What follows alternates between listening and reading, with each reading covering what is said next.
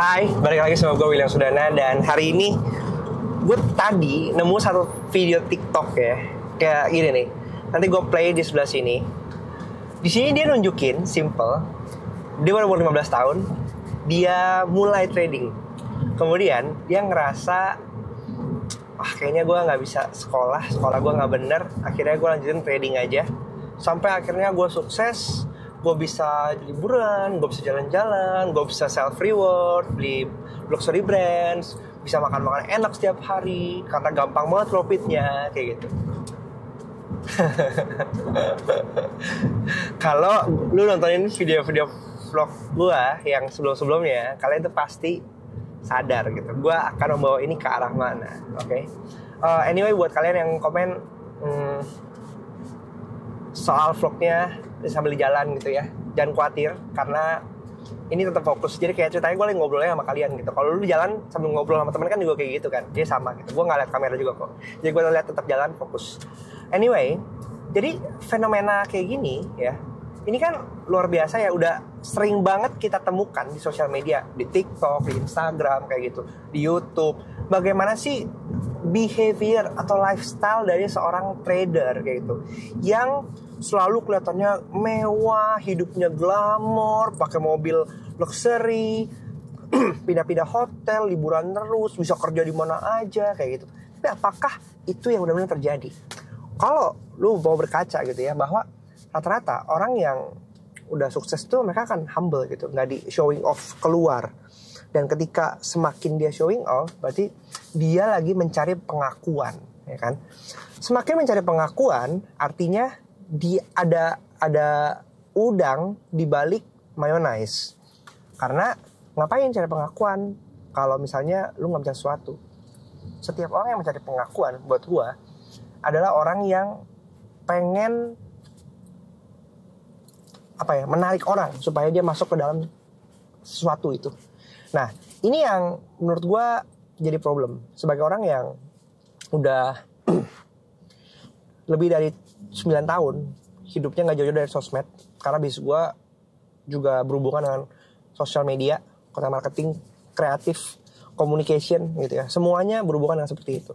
Jadi hal-hal seperti ini udah bisa dibedah gitu, bahwa ada intensi bagaimana dia menggunakan sosial media untuk meyakinkan audiensnya bahwa yang dia lakukan ini adalah suatu yang valid, terbukti, ya kan?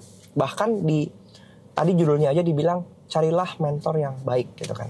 Ibaratnya apa? Dia mau menunjukkan, hey, I'm doing good, follow my path, kayak gitu. Tapi satu sisi yang menurut gue menarik untuk dibahas adalah konten-konten kayak gini justru menjerumuskan, ya, justru menjerumuskan. Kenapa? Karena gue ngeliat, orang ini gak perlu sekolah, dia dengan trading aja udah cukup, udah bisa menghasilkan luar biasa banyak. Nah, ketika kita berkaca seperti ini, apakah benar dengan trading lu bisa menghasilkan? Gue selalu bilang, betul, kita bisa menghasilkan dari trading. Karena ketika lu paham, ketika lu mau disiplin, ketika lu membuat sistem yang baik untuk sistem trading lu akan bisa berhasil dan sukses ya. Dan itu valid. Gue sangat setuju dengan hal tersebut, karena memang itulah yang dibutuhkan untuk kita sukses. Tapi pertanyaannya, apakah dengan style dan cara seperti itu semua orang bisa? Jawabannya belum tentu. Karena disiplin itu butuh mindset, butuh growth ya. Kemudian lu mau bangun sistem itu butuh pengetahuan dan sekolah yang membantu membangun pengetahuan tersebut. Gue adalah tipe orang yang selalu bilang bahwa gini, sekolah itu bukan soal nilainya. Sekolah itu bukan soal berapa tinggi lu cum laude atau enggak gitu. Cum laude, scoring, nilai, grading system, itu semua adalah pengukuran yang dibuat di dalam dunia kapitalis ini untuk menunjukkan apakah lu itu qualify atas batas-batas pengukuran yang diuji. Sehingga apa? Kalau dia lulus dari standar universitas seperti ini, dia melewati tes-tesnya, artinya dia memahami teori yang disampaikan. Ini pun yang terjadi ya sebenarnya, bahwa dibilang gini, oh lulusan S1 tapi kok nggak bisa apa-apa gitu. Probably lu sering lihat di berita-berita sekarang, ada bahkan berita yang bilang lulusan S1 tapi kalah sama lulusan vokasi. Ya, ngomongin lulusan ini beda mindsetnya nih kayak gitu. Kalau universitas itu mengajarkan kita teori ya kan, bagaimana caranya problem solving lebih ke otaknya, menggunakan otak gitu. Tapi kalau sekolah-sekolah kayak vokasi yang bukan sama sekolah teknik apa STM gitu kan, atau sekolah pariwisata yang kejuruan kayak gitu, itu fokusnya adalah membangun skill yang dimana lu siap kerja. Jadi beda outputnya gitu. Yang satu diharapkan untuk menjadi skilled worker, adalah pekerja yang aktif skillnya, tapi yang satu lagi adalah dimana mereka membangun pola pikir sehingga kapasitas soft skillnya, mau itu problem solvingnya, cara berpikir kritisnya, itu yang dibangun di universitas. Tapi skillnya ya nggak bisa, balik lagi harus belajar lagi gitu, karena nggak bisa kita menciptakan satu manusia yang sempurna gitu ya. Nah, dengan metode itu, dengan modal itu, kita dengan punya pendidikan, dengan punya ilmu, dengan punya wawasan, baru kita bisa membangun sistem, membangun disiplin. Karena balik lagi, trading itu adalah pekerjaan yang sangat high risk. Banyak orang yang rungkat. Kalau statistiknya bilang bahwa 90% traders itu rungkat. Kenapa? Karena sistemnya nggak punya, kedewasaan emosionalnya nggak punya, mindsetnya maunya cepatnya untung, dan untung. Sedangkan ketika kita nggak bisa sabar dan kita pengennya buru-buru, maunya untung cepat-cepat, untung cepat-cepat, yang terjadi adalah kita malah rungkat. Kenapa? Karena kita trading dengan emosi gitu. Dan inilah yang membedakan antara orang yang punya kematangan mental dan enggak. Ketika kita ini maaf ya, tidak mendiskreditkan siapapun itu, oke? Tapi kita berkaca kepada realita mayoritas pada umumnya, bahwa semakin rendah tingkat pendidikan kita, semakin juga berbeda pola pikirnya, bahwa maunya cepat. Tetapi ketika kita punya kualifikasi pendidikan yang lebih tinggi, kita bisa lebih berpikir secara rasional kayak gitu. Walaupun ini nggak menjamin, tapi paling nggak dengan kita punya pengetahuan yang lebih dalam, kita paham, kita bisa belajar yang namanya risk management itu seperti apa kayak gitu. Apalagi basic keuangan itu penting sebelum kita masuk ke dalam bisnis atau usaha yang high risk. Kita mau buka usaha aja itu butuh belajar tentang keuangannya. Banyak bisnis yang kolaps. Kenapa? Karena mereka tidak bisa menjaga cash flow-nya dengan baik. Banyak teman-teman gue juga yang punya usaha, baru setahun, baru 2 tahun, kemudian bubar gitu ya. Antara satu, beda visi atau misi sama sesama foundernya atau pemilik, sama pendirinya. Kedua, cash flow-nya berantakan. Ketika usahanya lagi bagus, difoya-foya, dihambur-hambur. Ketika usahanya lagi chaos, gak punya uang, akhirnya bangkrut.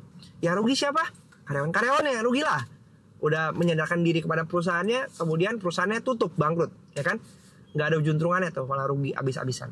Nah, dari situ kita belajar bahwa seluruh bisnis pada dasarnya butuh kompetensi dan skill, terutama bagaimana cara kita mengolah mindset kita, membangun sistem yang kuat, kemudian menjaga cash flow dan stabilitas keuangan kita dengan baik. Apalagi forex ya, itu kan bisnisnya super high risk trade, super high risk. Jadi ketika lu harus loss dan kehilangan uang, harapannya lossnya itu nggak mengganggu cash flow harian lu gitu. Sedangkan kebanyakan orang ini kan masuk menggunakan uang dapur sehari-hari, berharap itu bisa menghasilkan uang kopi yang luar biasa banyak gitu. Kenyataannya ketika kita memaksakan diri kita untuk masuk ke market dengan momentum yang nggak pas, pada akhirnya harus loss. Tapi pun kalau loss pun ya sebenarnya nggak apa-apa, karena itu bagian dari kita dagang gitu. Ada kalanya kita untung, kita rugi.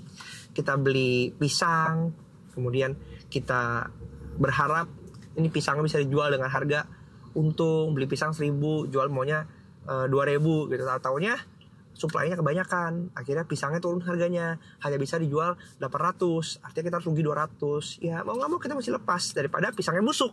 Pisangnya busuk, ya itu habis. Ya, itu namanya margin call gitu kan. Jadi konsep yang sama gitu. Kita belajar trading itu sama kayak kita belajar di kehidupan nyata. Ada resiko yang harus kita relakan, ada resiko yang nggak ya harus kita tanggung gitu. Jadi ya menurut gue itu bagian dari kita memitigasi resiko yang ada. Dan itulah yang menurut gue salah di sosial media ya. Kebanyakan glorifikasi tentang profitnya, dimana kalau orang awam melihat hasil screenshot profit, apakah menurut lu mereka nggak FOMO? Pasti FOMO kan? Mindsetnya apa sih nih kepala mereka? Wah gampang ya, wah cepet banget, bisa kayak cepet nih gue gitu. Ya dari situ akhirnya rusak lah mindsetnya. Dan kalau kita mau mengedukasi masyarakat kita, ya gue lebih suka dengan cara seperti ini gitu. Karena trading itu adalah pertempuran antara gue dengan diri gue. Dan kalau misalnya berhasil ya berhasil, kalau rugi ya rugi kayak gitu. Gak perlu sibuk-sibuk pamer-pamer portofolio. Kenapa? Karena gue gak ada kepentingan untuk menjual apapun ke kalian kayak gitu. Ada yang komen ya di Instagram, di YouTube kemarin, apa bedanya gue sama Aseto Trader? Ya jelas lah, orang gue gak jual apapun ke kalian. Emang mau apa yang gue jual? Di YouTube channel gue aja gue tulis gitu, mampir ke profile lu baca. Nggak jual Signal, nggak jual VIP, nggak jual membership kayak gitu ya. Ya lu nonton konsumsi aja kontennya gitu. Kalau misalnya nggak suka tinggalkan gitu. Nggak usah terlalu banyak ribut ya. Kalau kita mau beradu debat, ayo sini kita ketemuan aja, kita adu debat gitu. Karena setelah gue perhatiin ya, netizen itu cuman pinter komentar dengan jempolnya. Ketika diajak adu debat, face to face deh, pasti ciut. Atau enggak, adu komentar aja deh di kolom komen, pasti ciut. Drop komen, hates, abis itu udah kabur. Drop komen, hates, kabur. Tapi ya, buat gua it's okay. Drop any negative comments. Karena lu tetap akan membuat konten yang gue bagikan itu menyebar gitu. Dan gue percaya yang gue bagikan ini gak menyerumuskan lu. Yang gue bagikan ini adalah sesuatu yang uncomfortable buat banyak orang. Sesuatu yang gak nyaman karena berkebalikan dengan apa yang biasa orang bagikan. Jadi ketika orang mengglorifikasi pamer porto, pamer profit gitu kan ya, supaya lu nunjukin lu adalah credible trader. No, gue gak perlu menunjukkan diri gue adalah credible trader. Yang perlu gue tunjukkan adalah gimana lu terbuka dengan realitanya. Jadi gak perlu FOMO lihat hasil profit orang. Yang lu perlukan adalah lu belajar ngelatih mental mindset diri lu sendiri.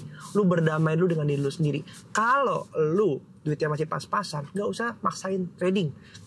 Karena lu hanya membuka jurang kemiskinan yang di dalam buat lu. Tapi kalau lu udah punya uang ekstra untuk digunakan untuk buka bisnis lagi, baru deh it's okay untuk trading. Makanya kalau ada yang japri gue, bang bisa ajarin trading gak? Bukannya gak mau ya. Satu, waktu gue gak cukup untuk buka private mentorship gitu. Kedua, kalau mau belajar ya udah gue bagikan dalam konteks YouTube aja gitu. Ada di YouTube eksklusif konten, itu bisa tonton. Atau nggak mampir ke Telegram, itu udah ada juga tuh step by stepnya, dari yang gratis sampai yang ada perlu subscribe kayak gitu. Dan itu juga hanya bentuk yang awalnya teori, ya gue bentuk dalam video gitu. Karena gak semua orang bisa bikin dalam bentuk video gitu. Tapi yang gratis pun udah justru malah lebih lengkap dari yang baca di Telegram.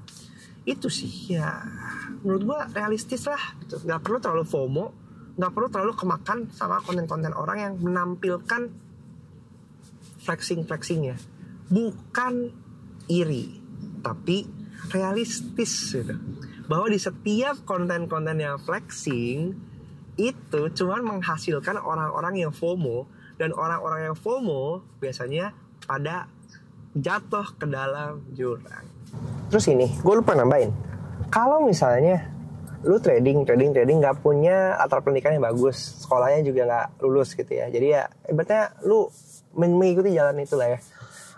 Terus kemudian lu gagal dalam perjalanan lu menjadi trader, rungkat lah intinya kayak gitu. Terus habis itu lu mau ngapain? Uang lu nggak punya, pendidikan nggak punya, skill nggak punya, karena sibuk ngikutin kata tiktokers itu yang bilang nggak butuh sekolah. Jadi ibaratnya kayak nggak perlu sekolah gitu, jalan aja terus. Yang penting lu pasti bisa gitu.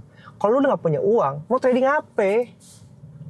Mau nyari uang pun nggak bisa kan, karena nggak punya skill kan. Mau cari kerjaan pun gak ada yang mau mempekerjakan karena lu nggak punya kualifikasi. Pada akhirnya makin terpuruk tuh hidup lu. Maka itu jangan gampang tercuci otak oleh hal-hal yang sesat kayak gini. Kalau gue bilang sesat ya. Mau bagaimanapun, hidup kita ini masih dijudge oleh kualifikasi akademik. Walaupun ada orang kayak Steve Jobs, ada orang kayak Bill Gates yang drop out dari sekolahnya. Hey, tapi mereka siapa? Mereka itu orang-orang yang udah privilege juga. Even mereka nggak lulus kuliah pun, itu kuliah di Harvard. Jadi otaknya udah pinter sebetulnya. Oke, sebetulnya vlog kali ini, kalau misalnya kalian punya pendapat soal hal itu, silahkan tulis di kolom komen pandangan kalian. Atau kalian adalah orang-orang yang pernah terjebak ke dalam kefomoan hal seperti itu, tapi akhirnya malah rugi banyak. Kalian cerita juga supaya teman-teman yang lain bisa belajar dari pengalaman kalian. Di sini adalah channel yang memamerkan kegagalan dan realita ya, supaya kita semua sadar bahwa nggak ada semua hal yang instan. Sampai jumpa di video selanjutnya. Jangan lupa di like dan share ke teman-teman kalian. Bye bye.